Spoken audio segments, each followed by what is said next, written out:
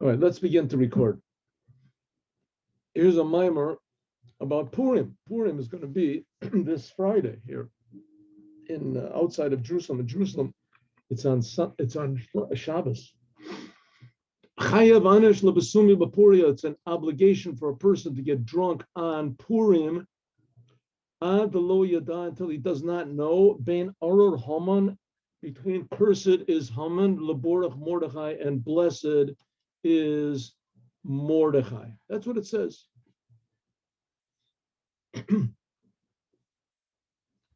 A person has to get so drunk on Purim that he doesn't know the difference between Haman is cursed and Mordechai is blessed. I mean, that seems ridiculous. I mean, it's like not knowing the difference between, Hitler and Moses and Moshe. That's the biggest. There can't be any bigger difference than that.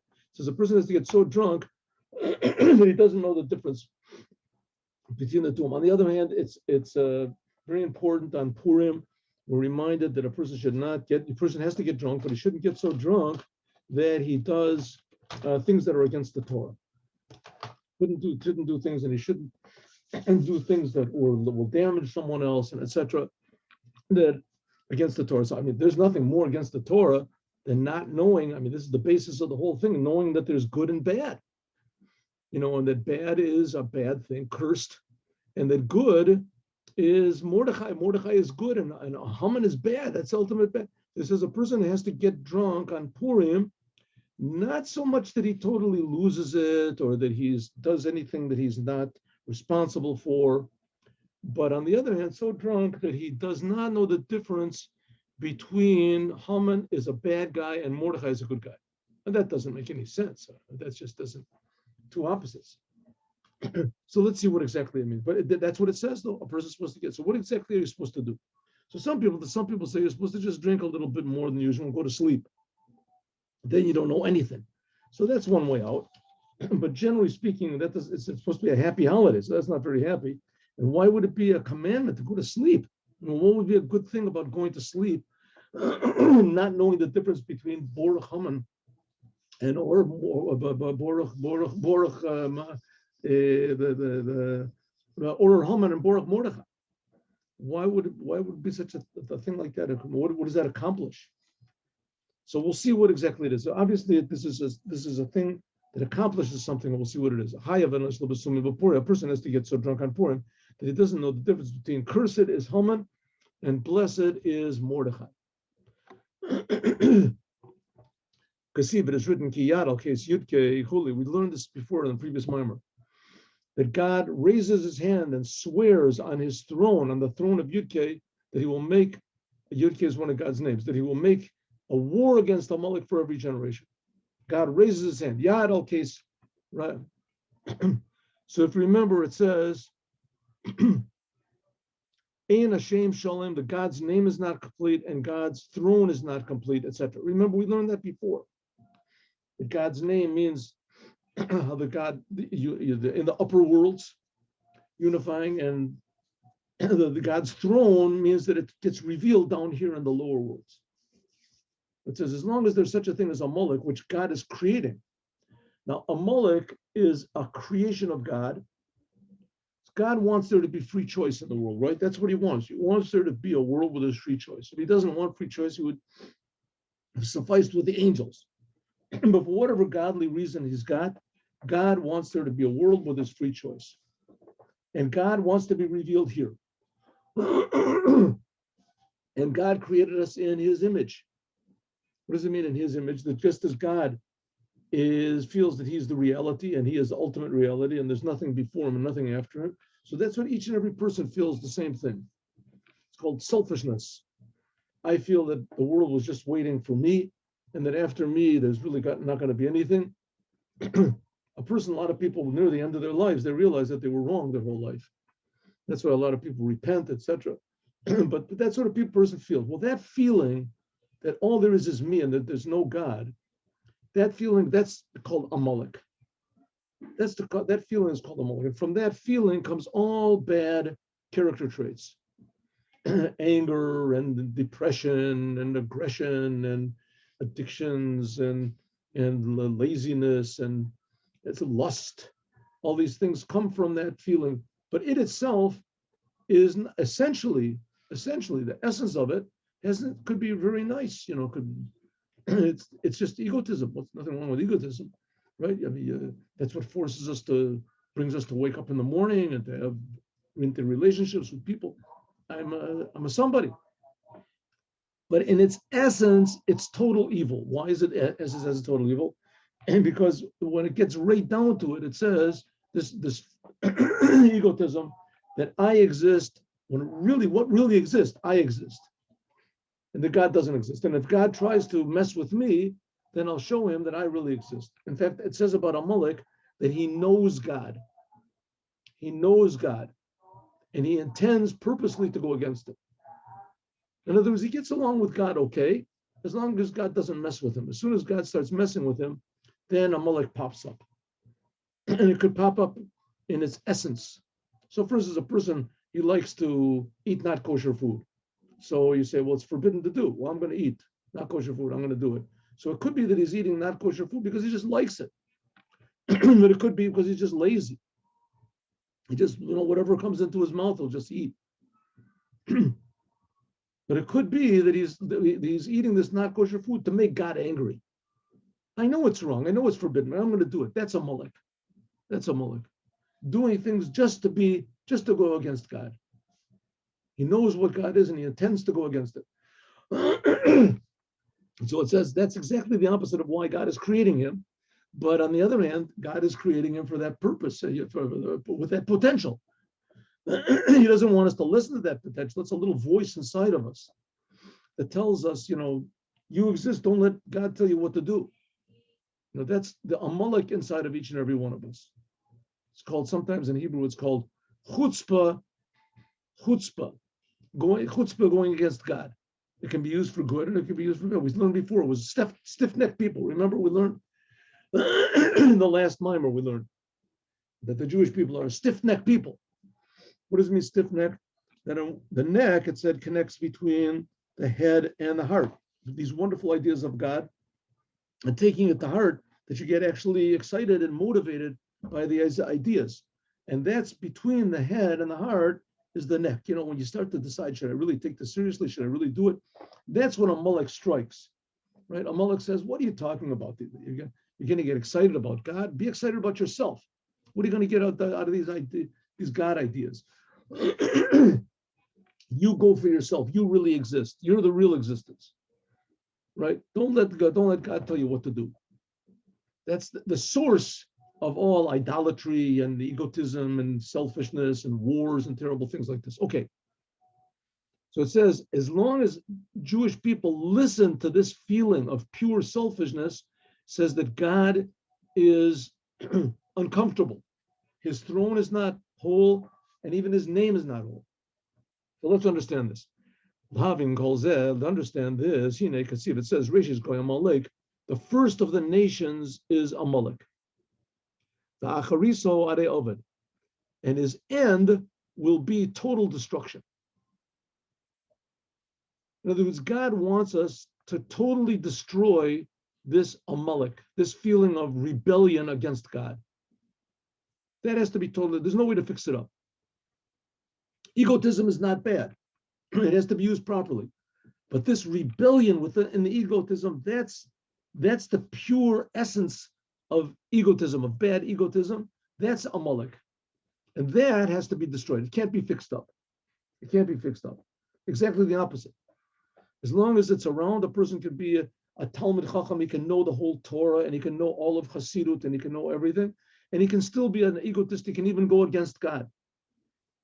Make up his own religion, make up his own feeling, make up his own ideas. Sheyesh, bechinas Amalek, bechinas Reshis, bechinas Acharis. It says by Amalek, he's the first of the powers of what do you want to call it, non-Judaism. He's the first, and his end has to be total destruction. Because God, everything that God made in holiness, he made in the side of egotism, of unholiness. Just like there is in holiness, just like there is in holiness. what's called the beginning and the end, like it says, Ani Rishon v'Ani Achron. It says that God says the same thing that Amalek says. I am first and I am last. Right? Like we said before, what does a person say? Egotistical. The whole world existed before me. It was just a preparation for me. I'm what's real. I'm the real thing. And what's going to be after me? There's nothing really after me. I'm the whole business. But you see a very good example of this. I mean, a terrible example, but was in World War II. We just had now the communists in Russia and the Nazis in Germany. I mean, in a way, they were two opposite poles of the political, political spectrum. But they both said the same thing. Forget about what was before us. Forget about what's going to be after us. Right? It's not important. You live, like they say, the SS people, is we're going to kill and we're going to die. It doesn't make no difference. Only think about right now. Right? Be an animal. I am the first, I'm the last. Well, this is in a way even worse than an animal, because an animal at least wants self-preservation. This is wants total destruction if necessary. And necessary, not to destroy his egotism. Perush, Rishon, God. It says by God also that he's the first and he's the last. What does it mean? Rishon, Shu Soviv Kolomim. It says that God is this aspect that he surrounds all the worlds. Before the world. Umakora the Kula. And God is the source of everything. Kula. God is the source of the spiritual. God is the source of the physical. God is the source of all being. That's what's called Soviv Kolomim. He defies all definition. He's above any limit. Ani Achron, that's what God says he's the first. What does it mean God is the last? That's what's called Mamalik Kolomim. That's how God creates the world. That's the aspect of God that's in the world, creates the world. Mishmai Mimal, the spiritual levels above. Hala Oretz Mitachas, in the physical world below. Mitachat Zurot Olam, like it says, under the arms of the world.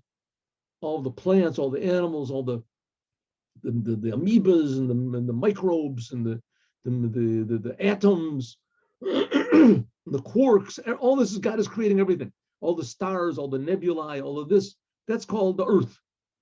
And all the heavens, that's all the angels, all of this. Just like there is in godliness, also there is in Klip and Sitra Achra, there is also in the power that opposes God, what's called Amalek. Amalek, it says he's the Reshis Goyim. He's the beginning of the nations. The beginning, if you want to call it, of the Gentiles. Now it says all the Gentiles in the world, they can be elevated. That's the purpose of Moshiach. He's going to come and make the whole world. All the nations reveal and realize the oneness of God. They'll throw away all the religions and they'll worship only the Creator. But Amalek not. Amalek is the source, and he will never be subdued, never be subjugated. There's nothing that you can do with him. He is the beginning of this feeling of at the antithesis of God.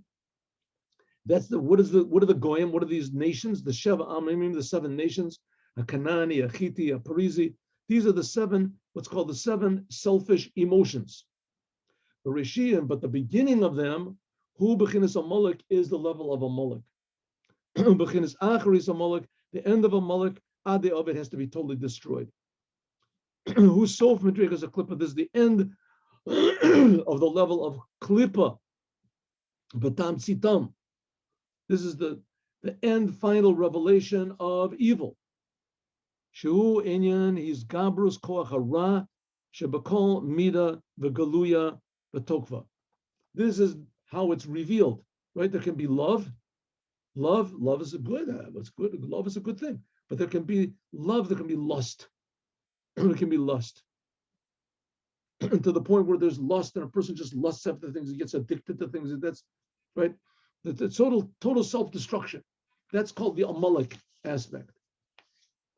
V'zeu Rasha Varalo. This is what's called in the Tanya Rasha Varalo. What's Rasha Varalo? A person that says that he does bad and he has no regrets whatsoever. There's no good inside of his soul. no godliness. Perish, Ra, what is in Ra? Ra b'shamayim, Ra lebrios. He's brios. He's bad for heaven and he's bad for earth. Shu inyan haroges v'akas v'leiv achzari. This is anger and a bitter, a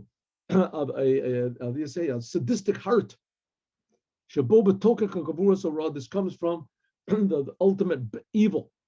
Sheyesh lo eres kanachash. It's like poison, like a snake.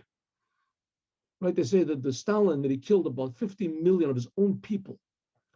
The people, his soldiers, his secret police, whatever, they would just take people out and just shoot them. They would just shoot them. Right? They would take them out, just shoot them. For no reason, to shoot them in the back of the head. They wouldn't even line them up and, make an order out of it. Just shoot millions of people. Just pure evil.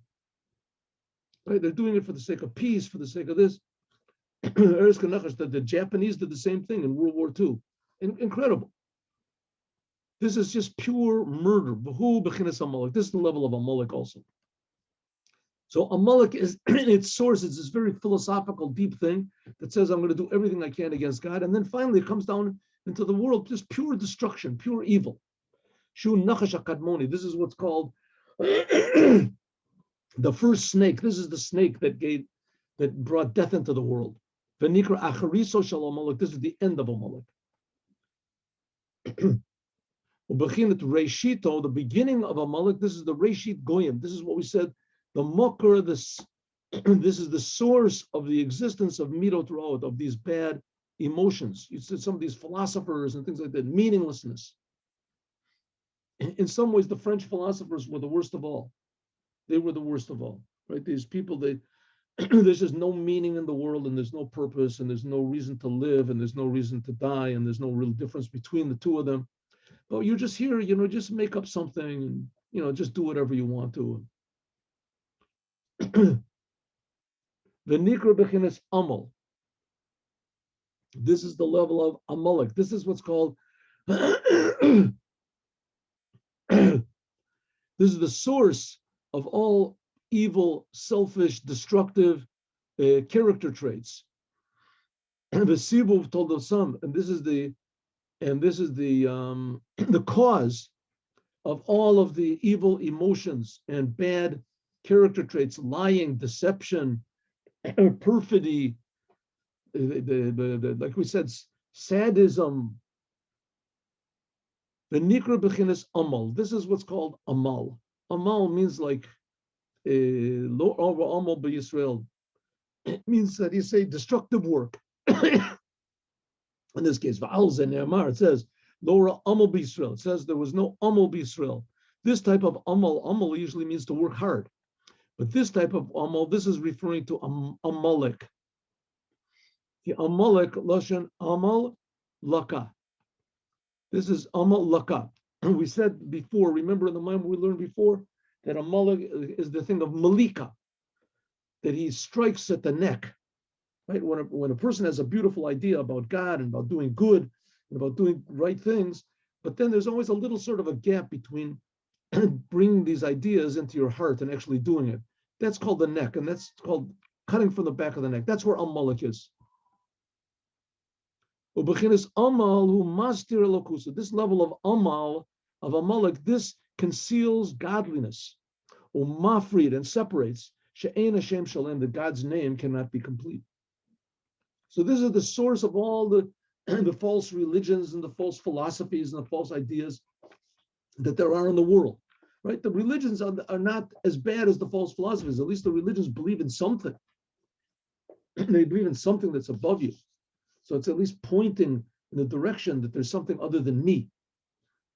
But the one thing about all the other religions is that they're all selfish. Everything is for me. It's for me. I'm doing it for me, for what I'm going to receive. Because that's the nature of a human being. And that nature, that's Amalek. Obi or Adavar, let's explain. So that's the idea of the Jewish people. The Jewish people are supposed to be here to show that God is one. That's the motto of the Jewish people. Listen, Jews, God is one. What does it mean that God is one? That God creates everything all the time, but God gave the Torah. And the Torah is the directions of how to use the world. And the Torah tells us that we have to devote ourselves to the Creator, not we doing what we can in order to make the Creator, right, flatter the Creator, bribe him so that he should do us good. That's not the goal of, that's already a mulach, that's already thinking toward ourselves. It's not pure a mulach. But this is what divides godliness. This is the opposite of what God created the world for. But on the other hand, he did create a world. He wants there to be this potential. Exactly the opposite. The fact that we can take this potential to do bad and to be selfish and to ignore it is superhuman. It's superhuman. That's why the first of the 10 commandments is, I am God that took you out of Egypt. God creates Egypt. What's so amazing? But the fact that there's concealment in the world is so real and such an essential part of creation that its strength, it takes a power that's self-sacrifice. Only self-sacrifice can overcome it. And that's the whole idea of the Torah. to promote and to show what we should have self-sacrifice for. Hine Kasiv, it says, Ki chilek Hashem amo, it says that a portion of God is his people. The Jewish people, they represent this self-sacrifice, and that's one of the reasons why the Jews are hated. Whether they know it or not, they don't even know what it is. Right? Like it used to be, I remember in high school, we had pretty cruel kids they used to be, and they used to make a little sign, put a little piece of tape on it, hit me, kick me. And they would, go by somebody and stick it on the back of their back, like they were sort of saying, how you doing, Joe? And put stick this thing on their back. I couldn't figure out why everybody was hitting him, all the time. It's the same thing with the Jews. The Jews have a sign of God on them. There's a creator of the universe, and this creator of the universe wants self-sacrifice, that we should be totally sacrifice our will, not necessarily our lives, but our will for him. And people don't want to do that. So we have this thing on our back. If they would only hit us, it wouldn't be so bad. But that's all it is. That's how God created the world. That's the Vav, because Havaya. Let's explain it. Be'er davar. Hine kasiv, it says, Chilek Hashem amo, a portion of God is his people. The Jewish people are part of God, so to speak. Shebakol nefesh Misrael, that in every Jewish soul, yesh bechinas yud kei vav kei. There is God's name.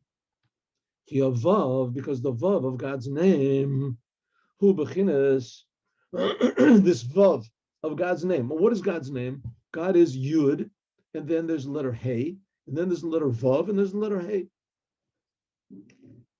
Sometimes we don't say this name.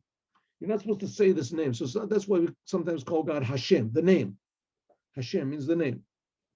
Okay, now every Jew also has this. And that's a Yud. In fact, every creation has it, but the Jews have it in a different way, in a more revealed, in a deeper way. This letter Vav, the Yud and the Hey of God's name, that's what's called Chochmah Bina, the intellectual aspects. The Vav, the third letter is the Vav, and this represents what's called the 6 directions. The Cho Hashem, Gedula, etc. To you, God is the greatness. These are what's called the 6 emotions.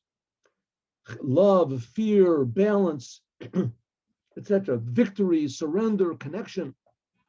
Kacha nefesh adam, so it is the soul of a person. Gedola adam, gedola hu bechinas chesed deru yamina. The same thing of a person.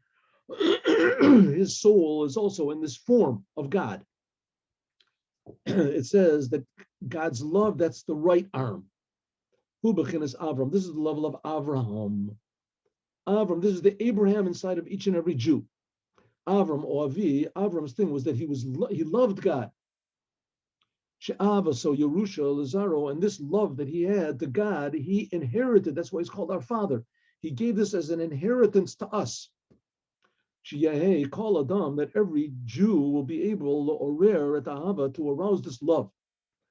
Now we have to remind us that Avram, his name, Avram, he got his name Avram. He wasn't born with that name. He was born with the name of Avram. Avraham, because he was the father of all mankind. So he inherited this to the Jews, but ideally it's supposed to be in the ability of every non-Jew also, love. To love God, limshoch acharav, to be drawn after God, l'dav kabo, and to cling to him. Vehi ahava tivis. This is a natural love, etc., which is in the heart. It's already there in every Jew. It's the inheritance of Abraham. That's what makes us a Jew. Gavura, that's so we're talking about the 6 emotions, right? That ahava is one of them. Gavura, that's called love. That's what's called the right arm of the body, and also the right arm of the soul. Gavura, that's called the left arm. Hu bechinas pachad Yitzchak. This is what's called the fear, the awe of Yitzchak, Isaac. Shekashir rotza ledavka bo. When you want to cling to God, the yasim love libo. When you put your heart to God, this is the aspect of Yitzchak going up. Lead bonen, to think deeply about God, what God's greatness is. Tipul love ema b'pachad. There falls a tremendous fear. Kasher levavo yavin. When a person's heart understands, ki niskav shemo levado, that his heart, that God's name is totally elevated and more infinitely more real than what we are, and our whole being depends on God. Barak hodu Shema, and we see that this whole earth, the earth and the heavens is just a ray of godliness, etc. Like it says in another place. That gives us a tremendous fear, awe, something greater than us, that our life depends on it. Just like the angels. That they stand, they answer in trepidation, and they stand in fear, and they say, Kaddish, Kaddish, Kaddish, holy, holy, holy. Why are these angels so afraid?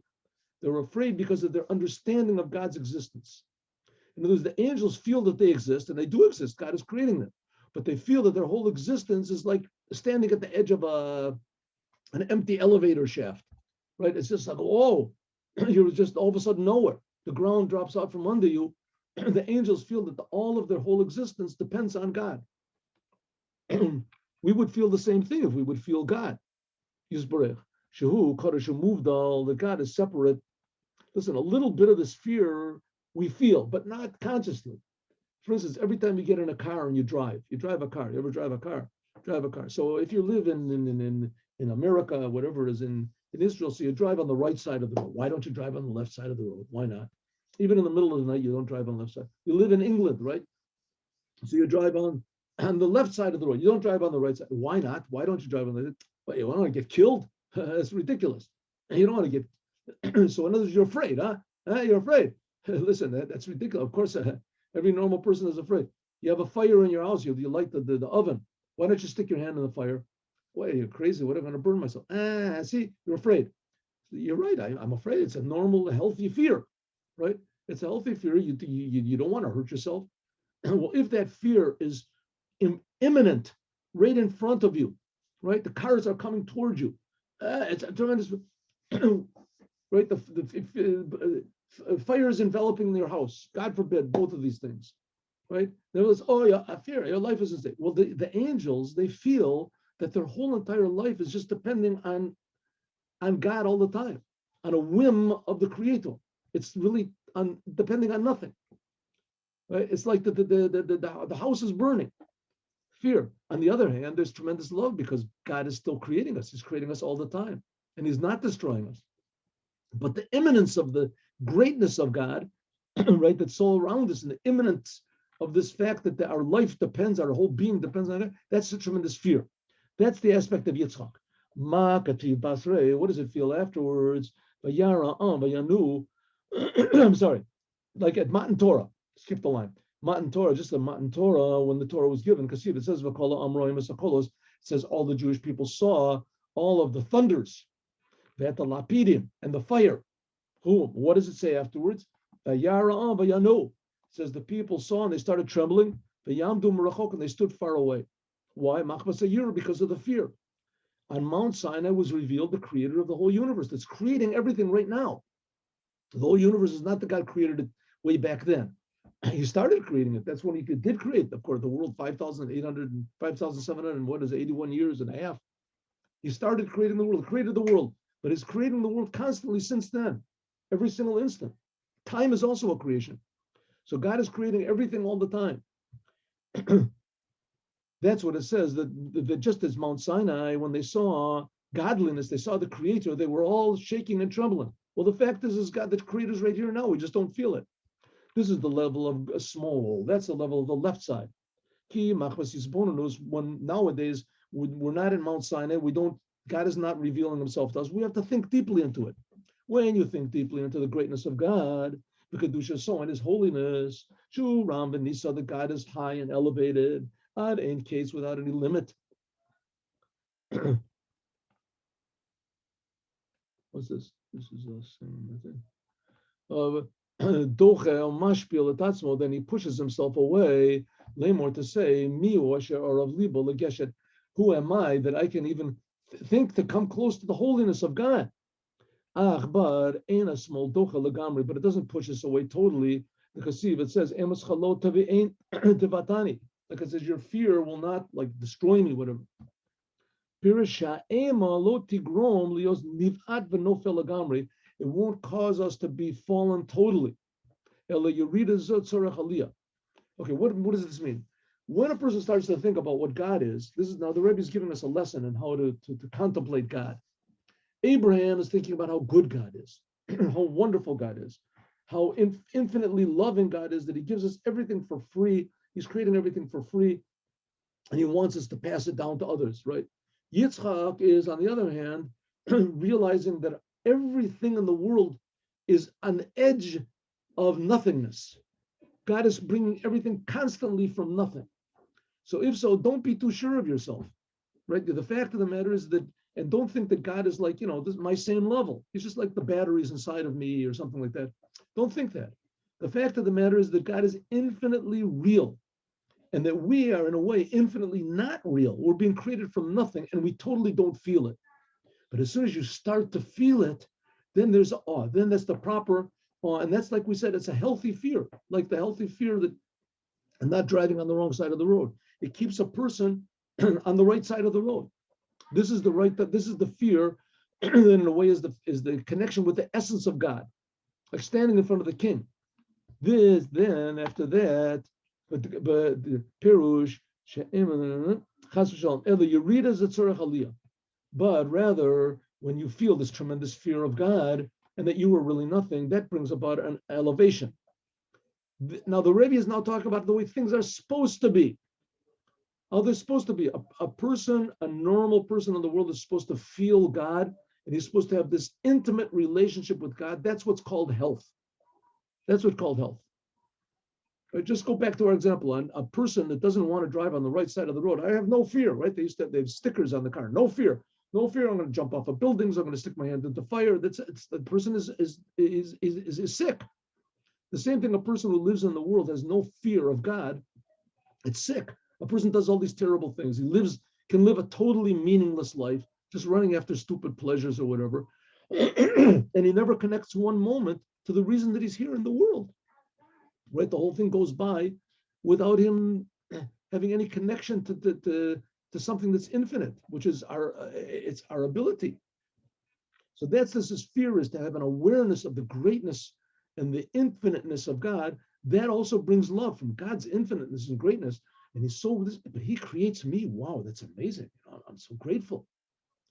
It says that's this thing of raising up. After you feel this fear, then you can raise up. That's by the aspect of Jacob. So Abraham is love, Yitzchak is fear, Jacob, what's Yaakov? Hu Rachmanos. This is mercy. Mercy al richu kuyarida gadola. This is mercy. First of all, how much mercy God has on me, that He's creating me all the time from nothing and I don't deserve it. Therefore, because of this, so I can love God, I can fear God, I can live a normal life. With this awareness of God, it makes me even more dynamic. You're more grateful. You're more active. You're more alive. You appreciate every second. And therefore, this is the aspect of Yaakov. It's called the Mavriach Minat Katzeh ala Katzeh, that it goes from one end to the other. Remember, we're learning in the laws of the tabernacle.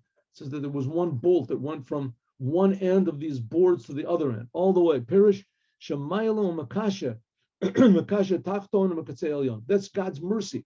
It attaches the highest aspects of God to the lowest aspects. Like it says about Yaakov, Asher Paras Avram, like it says that Jacob, which is mercy, he redeemed Abraham, which is love. What does it mean that when a person feels that how low he is and how tremendously nothing he is, so a person can say, who am I to So not only that, I'm such an egotist. I'm so terrible. Says, yes, that's right. You can't love God. Impossible. I'm lost. I'm a nothing, right? I'm just a big bundle of fear or nothing. Says, well, don't forget about Yaakov. Yaakov is mercy. Don't forget that, yes, you're far away, infinitely far away, but God loves you. God cares about you. No matter how low you are, God is creating you. That's a sign that He loves you. You exist. It says this tremendous feeling of God's mercy, this relives, this enlivens love. It also says, this is used in the Tanya in another way also, that you're supposed to love. Let's start from the beginning. You're supposed to love every Jew.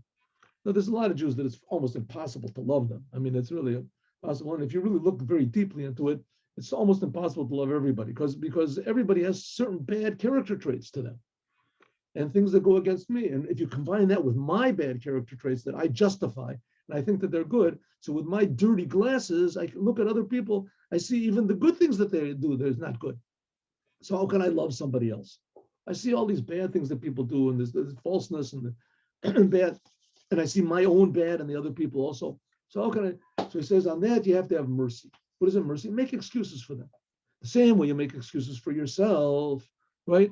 I haven't got, not that I have a bad temper. I'm just a very assertive person, right? Not that I'm a depressed, negative person. I'm just very sensitive. You make excuses for yourself, so make excuses for the other person also. Have mercy on him. Have mercy on this guy, poor fellow, right? He has a big Yetzer Hara. It says, make mercy. It says, mercy arouses love. Yaakov, which is mercy, that arouses love. When you have mercy on somebody else, say, well, the poor guy, I have to have mercy on him. Sha'al Yadei Midas Yaakov, by means of the aspect of Yaakov, unless it says according to the Torah that you're not supposed to with it.